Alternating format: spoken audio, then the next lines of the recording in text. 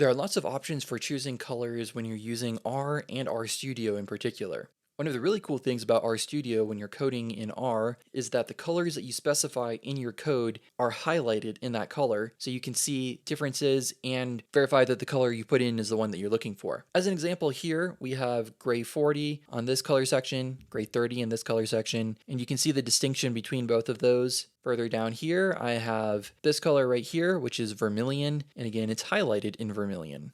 ggplot2 has a lot of information for colors. You can map variables to colors, which is quite useful, as long as you're paying attention to not overload the canvas with too many colors. They have a few suggestions for color blindness friendly palettes. They go into detail about how hues are chosen for distinction between different categories. You can set individual luminance and saturation. You also have Color Brewer as an option, and they have lots of different scales that you can look at that are pre-built and ready to go. Of course, you can manually define your palettes. You have continuous colors, you have color charts, and this right here is the R Color Brewer palette chart and how you can access those. The strings to the left are how you access those specific palettes, and those are all pre-built and ready to go to use in ggplot. If you want to create your own palette, there is information available for documentation on how to write your own vectors. I discussed the color blindness tool in my previous video, choosing colors in Python. Take a look at that for details on how to use this. It's a very important tool if you're creating your own colors and you want to make sure that your audience can access your visuals.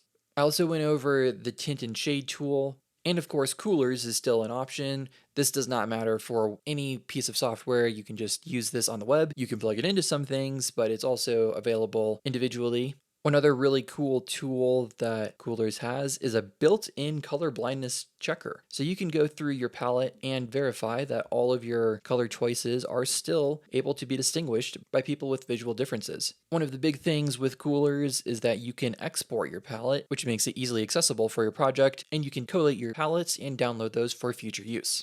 Coolers has a lot of additional tools which are really awesome. If you want to go pro, you also have additional features that aren't available in the free version. For example, a contrast checker, which would be very useful to make sure your palette works as intended.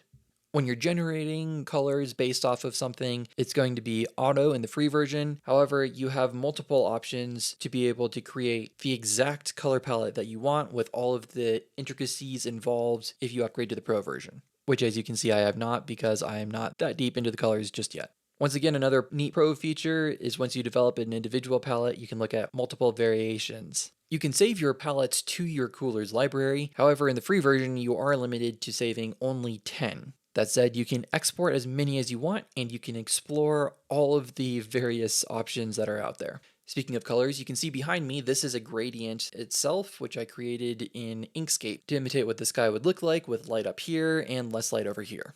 If you have any questions, any other tools that you recommend using, or any comments, please leave those in the comment section, and I look forward to chatting with you there. To the stars!